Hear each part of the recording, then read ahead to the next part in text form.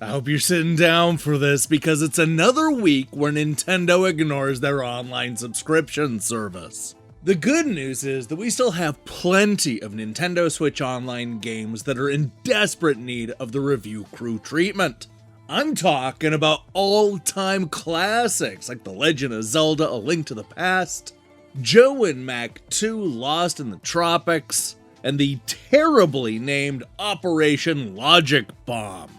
Sure, these games hit the subscription service years ago, but I still need to ask, are any of these games actually worth playing? To answer that question, I decided to flip through the pages of Electronic Gaming Monthly, Nintendo Power, Super Play, and more classic magazines to see what the critics said back when these games first came out. Get ready to do some clubbing, literally, because this is another eclectic episode of the Nintendo Switch Online Review Crew.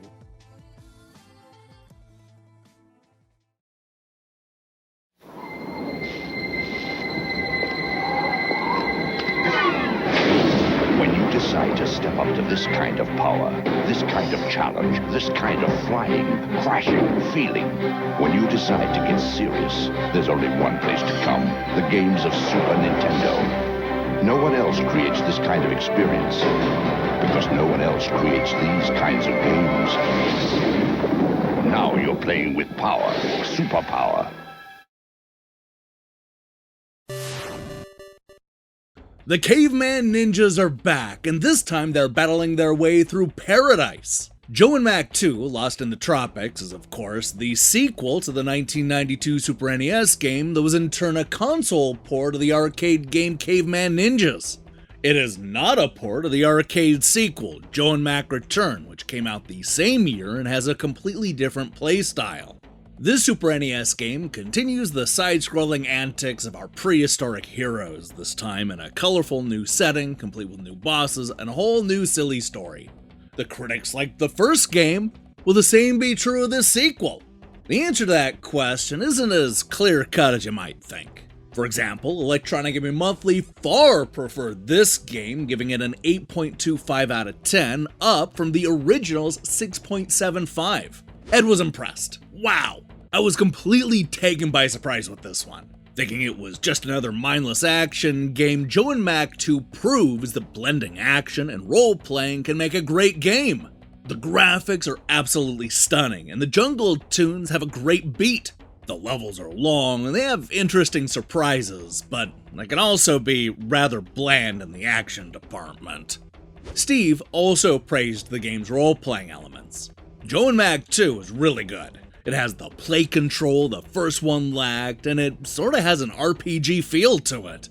The addition of towns was a nice feature, plus the fact that you can find a wife and build up your cave is also really neat. This is one of the better action games for the Super Nintendo. I highly recommend this card. Now, EGM's scores were more or less in line with what we saw from the other magazines at the time. GamePro ended up giving the Joe and Mac sequel a 4 out of 5. That's exactly the same score that we saw over at Super Play, who called it a great little game which is playable, funny, and occasionally ingenious. They did have some complaints though. The only real problem, and this applies to most platform games, is the limited lifespan. The password feature enables fairly rapid progress, and even bearing in mind how much fun it's going to be getting to the end, you have to question whether Joe and Mac 2 is going to be $54.99 worth. Of course, the great graphics and RPG elements weren't enough for some critics at the time. A good example of this is Nintendo Power, who gave the game a surprisingly low 2.9 out of 5, despite not bothering to explain their reasoning. Game Players gave the game a similarly low 69%, but at least they were more upfront with what they didn't like. They explained that the colorful scenery and the huge bosses really help the game stand out, and that the animations are funny and there's lots of variety in bad guys. However, they were disappointed by the music and ultimately concluded that the game looks great and plays well, but it's easy and very short. You'll come back a few times, but nothing holds your interest after you've won. Look, personally speaking, I think this is a fun action platformer. Is it true that you probably won't replay it a dozen times? Absolutely. But on the Switch, that probably won't even be a concern. Even the best Super NES games aren't getting played dozens of times. Just have a good time marveling at the colorful graphics and the cool bosses. Chances are, you won't be disappointed.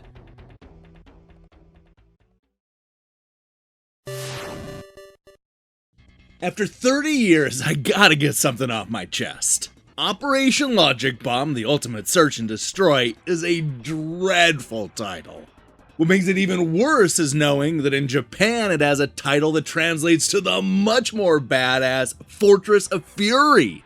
No matter what you call it, this overhead action game is the second sequel in the Fortified Zone series that started on the Game Boy and of course ended on the Super Nintendo. Of course, you won't find that lineage brought up in any of these reviews, but there is a certain Hideo Kojima classic that gets brought up a lot. Let's see if you can spot it in the reviews. For their part, Electronic Gaming Monthly liked Operation Logic Bomb, giving the stealthy sequel an average score of 7.75 out of 10. Ed opened his review with a great question. Looking for a 16-bit version of the NES classic Metal Gear? Operation Logic Bomb has to be it! Although this game is a simple blastathon, the variation of weapons and the levels more than make up for the lack of involving strategy. As with too many games today, this one is a bit on the easy side, however, it is still fun to play. Steve wasn't nearly as sold on the game, dragging the average down a bit with his score of 6 out of 10. For fans of games like Metal Gear, this game should be a winner. Its graphics are pretty good, and the many weapons at your disposal tremendously add to the technique. The explosions might be a bit cheesy, but it's a small price to pay for a generally fun cart. If it's excitement you want, this game is packed full of it. This mirrors what you saw in Nintendo Power, who couldn't go any higher than a 3.5 out of 5. And then there's GamePro, who had a reputation of giving out perfect scores like their candy, but could only muster a 4 out of 5. They concluded that Operation Logic Bomb is an interesting blend of shooting action and trial and error maze exploration. Sharp graphics and sound are the highlights of this extensive 10-level action adventure. Now, if you're looking for higher scores, I've got you covered, because Nintendo Magazine System gave the Jaleco game an 84% in their 8th issue. Computer and Video Games went 1 point higher with an 85%. And then there's the EGM offshoot Super NES Buyer's Guide, who gave the 16-bit game an impressive 90%. Guy, yes, Guy, gave the game a 90%, raving that Jaleco gets better and better all the time. This is a very engrossing and challenging overhead perspective gauntlet-type action game. Some of the most noticeable aspects are the demos of weapons and the other items you find throughout. One gripe though, there could be a few more terminals that restore your life meter. Fellow editor Dude, yes Dude, called Operation Logic Bomb a cool game with lots of intense weapons and good search and destroy gameplay. The only quasi-major gripe I have is that the music is borderline annoying. All in all, Operation Logic Bomb is a great thinking person strategy game that is high on technique. Great job, Jaleco! Okay, look, if you're going into this expecting it to be a strategy game, then just know that you're going to be disappointed. Instead, you should look at this as a shoot 'em up where you have to do a bit more strategic thinking. Not unlike that Kojima game that kept coming up. It's fun and definitely worth checking out, especially if you're one of those people who wants more Metal Gear games in that old school style. Give it a play on the Switch.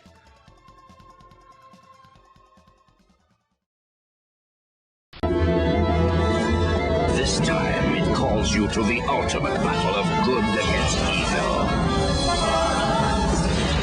To a quest few are prepared for, and fewer still survive. But perhaps now the power is within your grasp.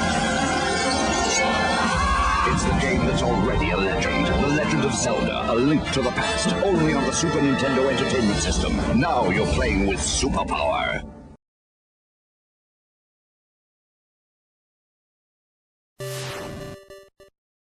You know, for the better part of my life, I've abbreviated the Legend of Zelda: A Link to the Past down to just Zelda 3. In fact, I'd probably still be doing it to this very day if not for people in the comments pointing it out. If you also do this, then there's actually a good reason why. It's because it was the shorthand that was used in pretty much all of the video game magazines to line the shelves in the early 1990s.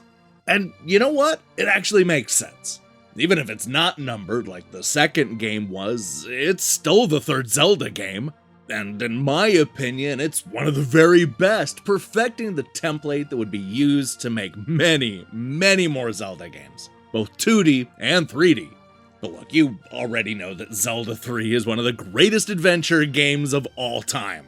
You're here to see the old school critics tell you that you've been right this whole time. Let's see how that goes for you. If you were expecting perfect scores over at Electronic Gaming Monthly, then you might want to sit down for this one. Because The Legend of Zelda: A Link to the Past received an average score of 8.75 out of 10. Okay, don't freak out. Pretty much all the editors gave this game 9s, with some wanting to go even higher. Take Ed as an example. Wow, this is as close as a game has ever gotten to a perfect 10. Everything except the graphics get the best score possible. Unfortunately, Nintendo let us down when it comes to the graphics, as there's nothing spectacular here. Still, this is the best available and one which everybody should and will want to buy. Steve is the lone holdout, only giving the game an 8. Why? Like Super Mario World, however, Zelda 3 may disappoint some who expect radical changes in the overall play mechanics.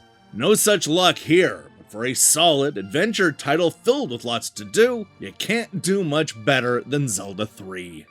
Now, EGM wasn't the only magazine to give A Link to the Past a slightly lower than expected score, as you also saw Computer and Video Games going with an 8.9 out of 10. But let's be honest here, these really only stand out because the rest of the pack are hovering between near and perfect. For example, Super NES Buyer's Guide gave the game an average score of 9 out of 10 in their first issue, while Superplay went a little higher with a 93%, making it their 10th highest scoring Super NES game of all time. Now that's the same score that we saw over at N-Force, who called it, quite simply, a damn fine arcade adventure. Bloody good spin and scroll maps, bloody enormous playing area, and bloody guardians. Technically outstanding, it was too. It's rare to find a game that excels in all fields, but this manages, no problem. Puzzles, arcade action, graphics, evocative music, powerful storyline with diverse subplots just exude the atmosphere of this heroic fantasy setting. Unfortunately, being nothing more than a mentally disadvantaged, kill-happy sicko, I couldn't stand it. But give it its due if this is your sort of stuff. It's an absolute must. Want even higher scores? Okay, no problem. How does 95% from Mean Machines hit ya? Or a 96% from Nintendo Magazine System? What, still not good enough? Well, then you'll be happy to see the Nintendo Power gave it one of their highest scores ever, a 4.9 out of 5. Better still, this was back when Nintendo Power had George and Rob critiquing their games. Both agreed that this was their favorite game of the issue, with George calling it just awesome. It's got incredible graphics, great sound effects, and it's a well thought out adventure.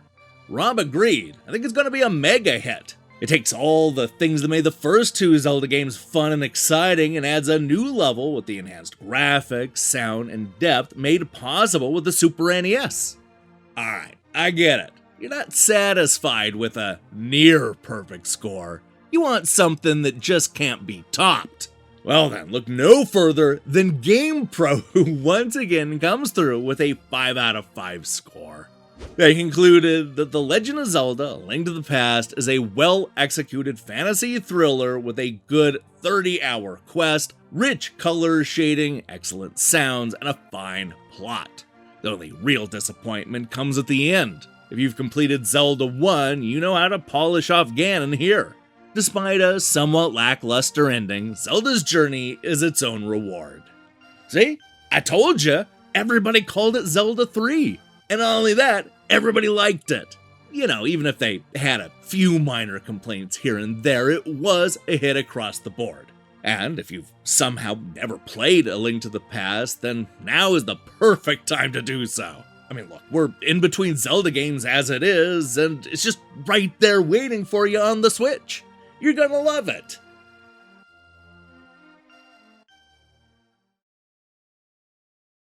Introducing the epic challenge that only the Super Nintendo Entertainment System could make possible. Across endless land and water, you search. Deep into a parallel world where light becomes dark, you search. And just when you think your search has ended, you find it's just begun. The new Legend of Zelda, A Link to the Past. Now you're playing with power and superpower. Hey, thanks for watching me break down these classic reviews. If you liked what you saw here, then you should know that we post a new episode just like this one every single time Nintendo adds classic games to their online service. We even post new episodes when they don't add anything to their online service, like this week.